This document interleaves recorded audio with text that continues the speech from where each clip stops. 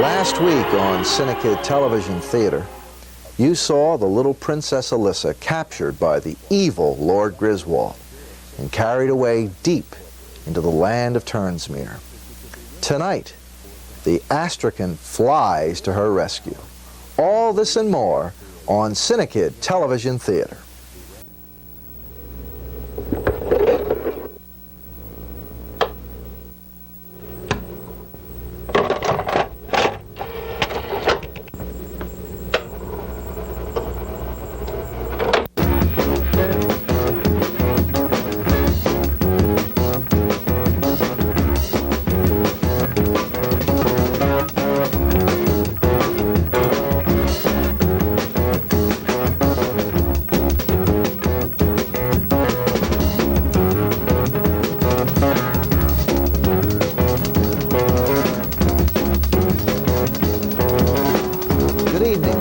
Gentlemen, and welcome to this week's edition of Cinekyd Television Theater. I'm Bob Clark, Executive Director of Cinekyd Enterprises Incorporated, and I'm so pleased that you could be with us for tonight's program. This half hour, indeed, is the creation of our young people, who range in age from 7 to 17 years. This is their television show, and this evening, we're going to provide you with another look at an original Cinekyd superhero as we join once more all of the characters who are part of the story of the ASTREKYND. Now, if you remember last week, Hayes, who was one of the wolf children living in the forest of Turnsmere way back in the medieval days, is given a special amulet which possesses rather magical powers. When he recites a special chant, he becomes the ASTREKYND, or Star Child.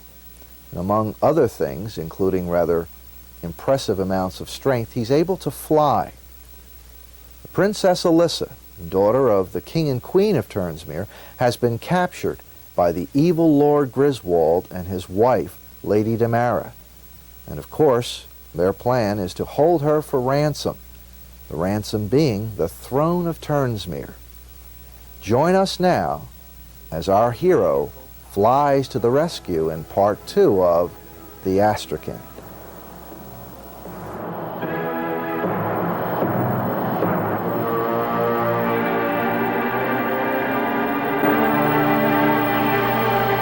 The ultimatum had been delivered. Edmund was powerless to act unless he placed his daughter's life and that of her faithful nurse in even greater danger. He could only heed the counsel of his loving wife and await Griswold's next move.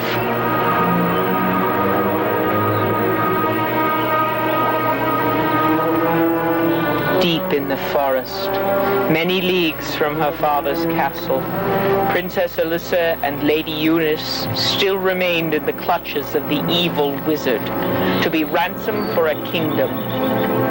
The journey had been arduous, and Lady Damara tired of the long trek. When would they reach their destination, and why must they continue to drag along the extra baggage? Griswold explained, even as his own daughter pleaded with her father to stop and rest, for she too was almost exhausted. Edmund treasured his little girl, his princess. Why, he even referred to Alyssa as his little flower. While the king would heed the warning at first, he was sure his love would soon force him to retaliate.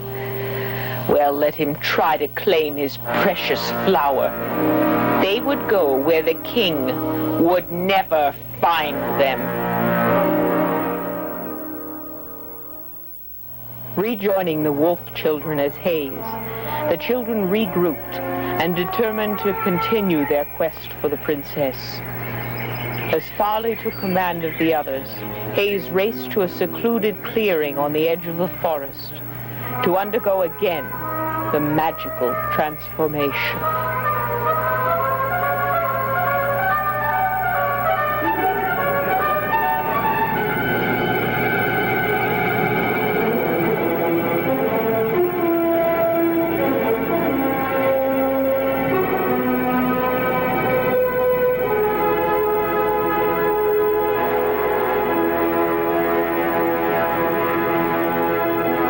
Meanwhile, young Prince Geoffrey traveled through the woods, following his sister and her evil captors, unaware that his every move was being watched. Having recovered from their defeat at the stream, the urchins of evil now stalked a more noble prey. Unaware of the boy's mission, they assumed the prince had wandered from a royal hunting party. They further believed that the son of the king would probably be carrying gold coins or some other treasure. And after all, he was alone. Some distance beyond, Princess Alyssa seized the moment and managed to break free of her bondsman. The child expected them to pursue, but Lord Griswold only laughed.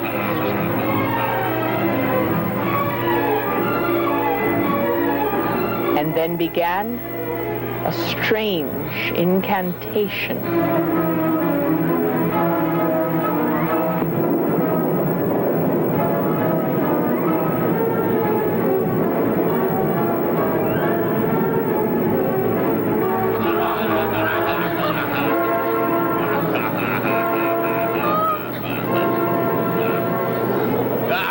She could not escape. His magic was far too strong. Griswold felt somewhat playful. Perhaps for all concerned, an object lesson would be appropriate. Did they take him for a mere buffoon? And so he proceeded to demonstrate his awesome powers of black magic. Something basic, perhaps, like producing a cup of delicious wine from thin air.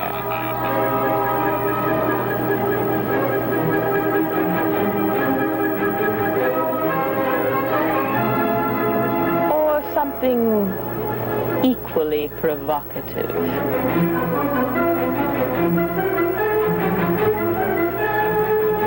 Like outfitting an army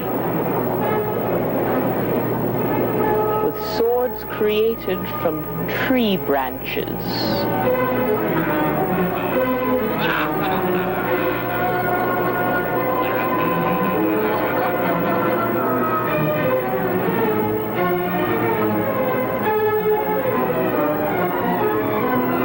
Followers had seen it before, but were still amused. But just in case they forgot who was boss.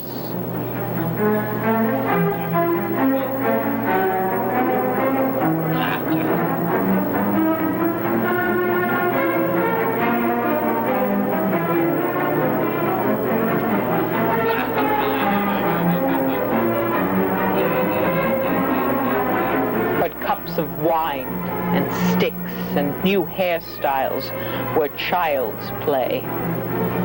Lord Griswold's powers of transformation were, in fact, much more powerful.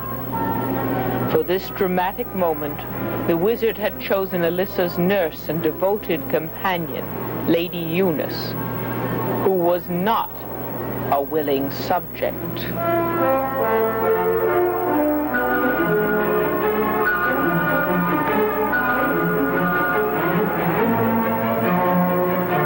Griswold had created two Lady Damaras, at least in body. The little princess was not at all pleased with the change, nor would it seem was the real Lady Damara. She was still Lady Eunice inside, but outwardly she could have been Damara's twin.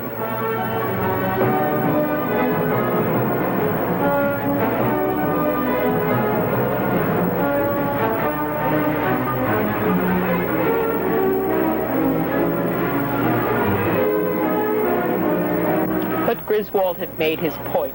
His feats of magic were incredible, and he took the spell from the poor nurse and restored her own person.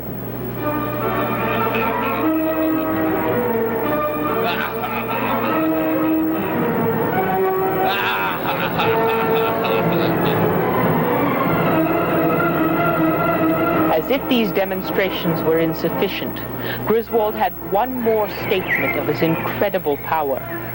He could control inanimate objects. He could even create the physical illusion of changing one person into another. He could move people and objects from one position to another. But he could control the very rotation of the earth on its axis, and with his limitless wizardry change day to night.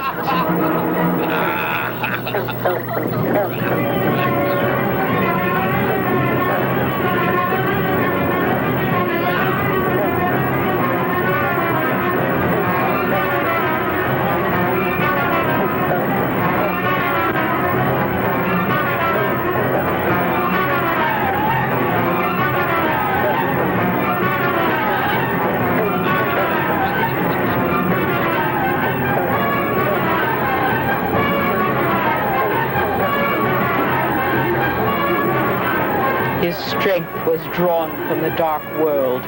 His powers of illusion were unmatched. It would seem impossible to stop him. He was consumed almost to madness with dreams of his own greatness.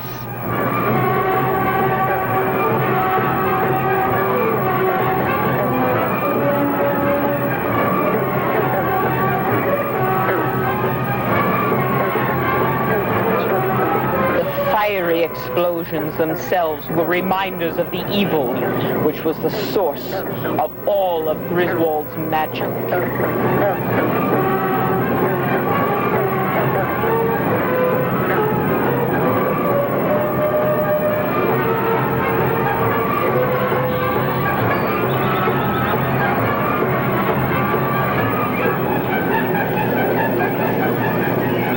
Even as his followers celebrated their master's breathtaking skill, Griswold told them the journey must continue as planned. They were almost there, near a place where they would remain until Edmund had renounced his crown and proclaimed Griswold king of all of Ternsmere.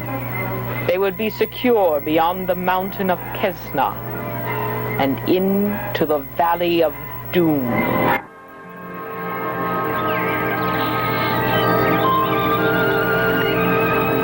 And on land, the court jester Lowell had somehow made his way deep into the forest of Ternsmere. Unable to return to the castle without the prince, he had followed Geoffrey. Now fate had brought the two of them together once more. Lowell confessed that once he had regathered his strength, he had tracked the boy rather than return home. And so they decided to join forces and continued following Lord Griswold together.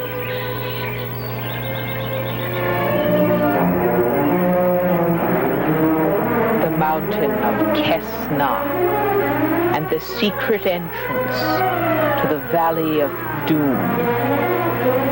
While their henchmen held the captives in seclusion, Lord Griswold and Lady Damara approached the sacred mountain and prepared to call upon dark powers to open the secret path to them. It was at this moment that the young prince and the jester caught up with their prey. And what they saw was almost unbelievable.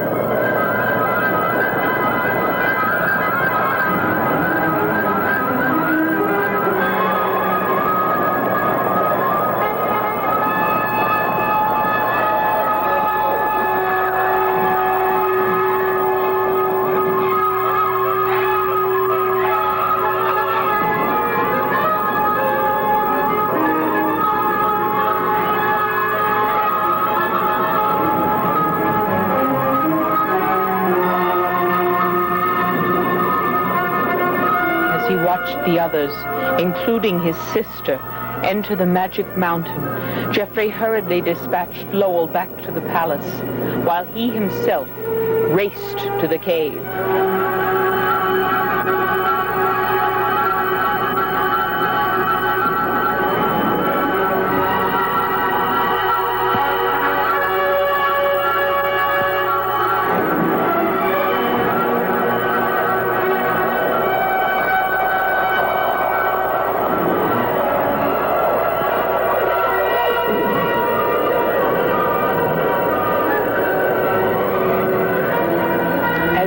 he could, Lowell retraced his steps, trying to return home.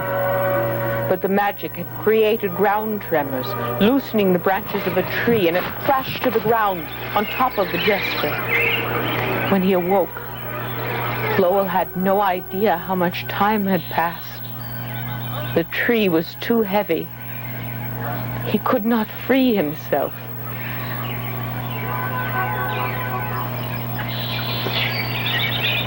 And then,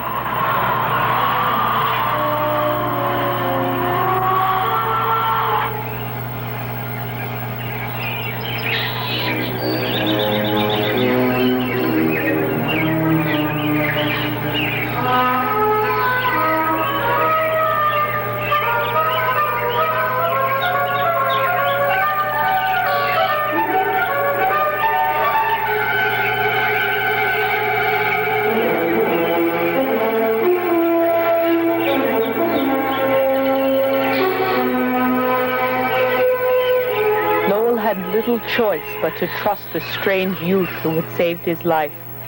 He told the Star Child of the magic mountain, the secret entrance to the cave, and his young master. "Return to our king," instructed the ASTREKYND. "I will free his children."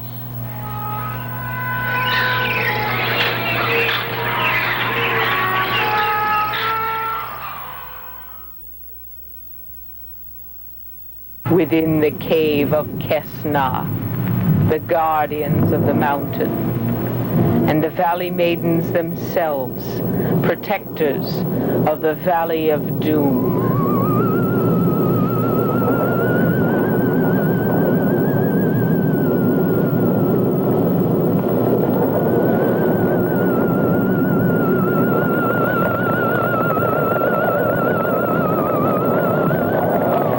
Griswold was secure within the mountain, which was the pathway to an enchanted valley, barren, desolate, a land that time had forgot. Its only access was the magic tunnel. The mountain surrounding it was much too high for mortals to scale. And a young intruder, heir to the throne, courageous but no match for the guardians of the mountain, nor their paralyzing grasp.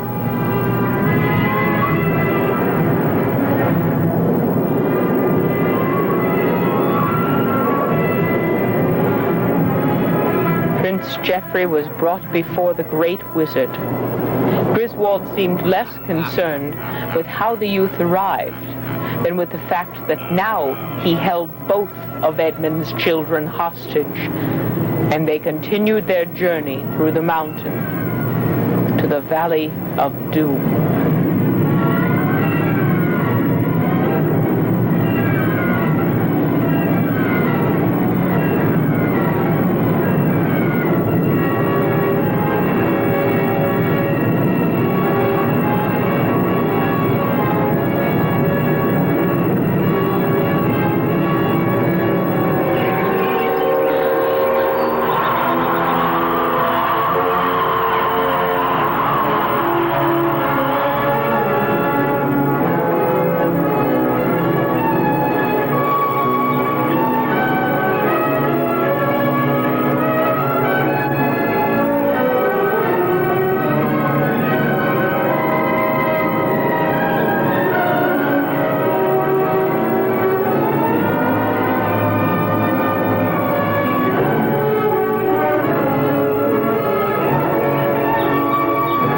First time, the Star Child was unable to summon enough strength to gain access to the mountain of Kesna.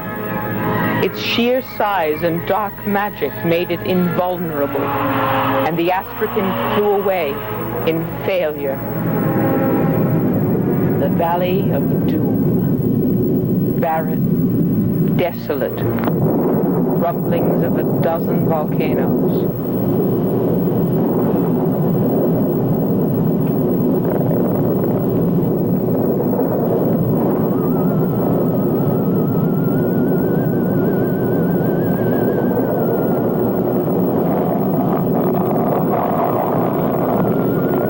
are safe. No mortal man can penetrate this valley. And here we will stay until Edmund renounces his throne and I am king of Turnsmere. Struggle if you choose, young prince, but here we are, and here you will stay forever. And so in a place comparable to the dark world itself, Griswold called upon all creatures of the netherworld to come to his aid. His strength and wizardry would place him upon the throne of Turnsmere. Next week, the exciting conclusion of the ASTREKYND. This motion picture was a Super 8 production. It's the very first thing that Cinekyd ever did. It was produced back in 1978. Interestingly, we've come a long way since then, but I'd like you to take a look at what life was like for Cinekyd in the very early days. As you can see, from the very day that we opened the door, we never had any difficulty attracting quite a number of young people to the program.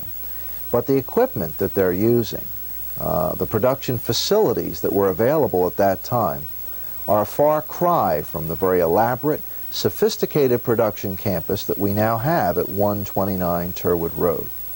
But the ASTREKYND and all of the characters that were part of the story and were created by these young people are Cinekyd creations. They are our story. And we were so pleased with the final results of this, our first effort, that we decided that when the time was right, that we would continue with the story. But what you're looking at right now are the boys and girls who were part of that very early production team. This was, for Cinekyd, the very first effort, the very first thing that we ever created, and it was done entirely using Super 8mm equipment.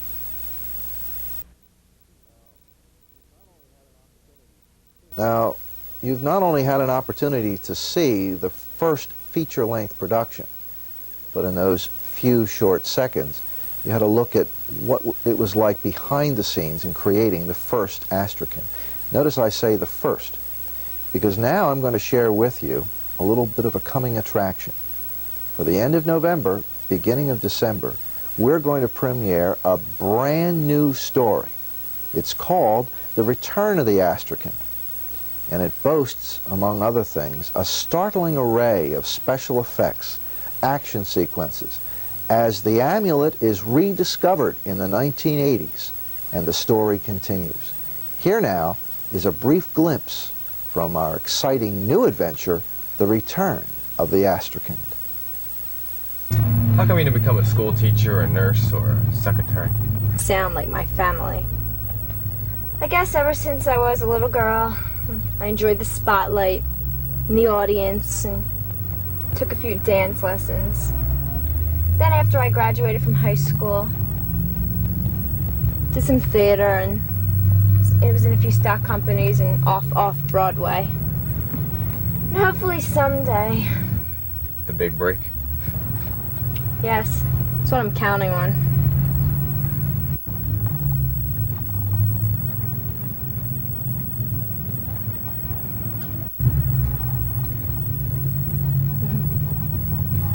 What's wrong? I don't have any brakes. What do you mean you don't have any brakes? Do something!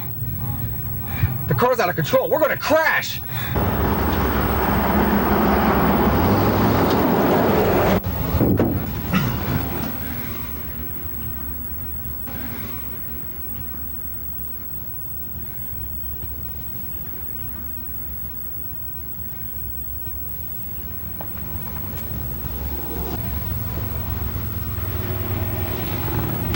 Good afternoon. You folks alright? That's good. I saw a gas station about a half mile down the road. Why don't you put the car in park, go on down there and get some help?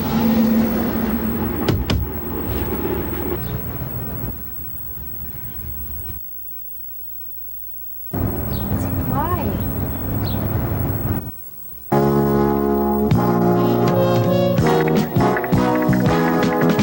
Good evening, this is Mark Weaver, and every Saturday night at Cinekyd's Family Movie Night, we present a classic or blockbuster film. This week, it's The Guns of Navarone with Gregory Peck, David Niven, and Anthony Quinn. This action-packed adventure was nominated for 3 Academy Awards, including Best Picture. Tickets are $2. The doors open at 7 and the show starts at 7:30. For more information, call 659-4696. Be there. I sincerely hope that you can come out and visit with us this weekend for the non-theatrical showing of The Guns of Navarone. I'd also like you to take advantage of a rather special offer that we have here. These handsome cameras, the Kodak X15F camera, are being given away to any young person who joins the Cinekyd organization between now and the world premiere of The Return of the ASTREKYND. All the information that you require is contained in this brochure, which you can pick up this weekend when you come to the movies. Or, if you're unable to be with us, give us a call at 659-4696. Essentially, for every young person that joins between now and the world premiere of The Return of the Asterin, as a thank you or a welcome gift, we have a beautiful Kodak camera to give to you. Be with us next week. Same time, same cable channel. Till then, this is Bob Clark. Good night, and God bless.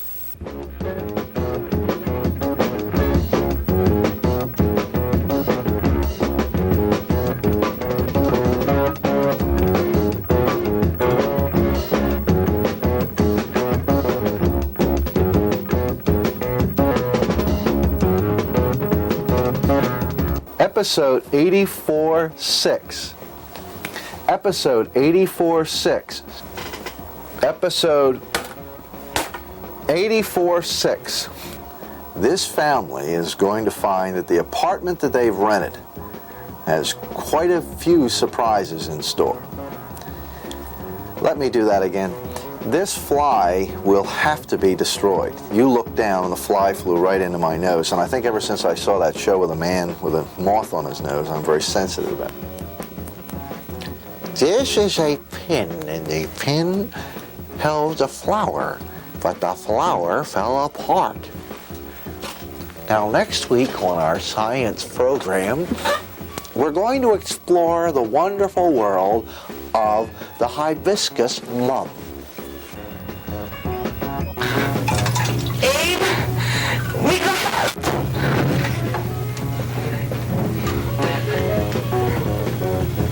Shut up! Excuse me. Welcome. Wait. I gotta get Good evening, ladies and gentlemen, and boys and girls, and welcome to this... Sorry. I'm normally not this silly, but when you psych yourself up, you get this way. Good evening, ladies and gentlemen, boys and girls, and welcome... Why? Why?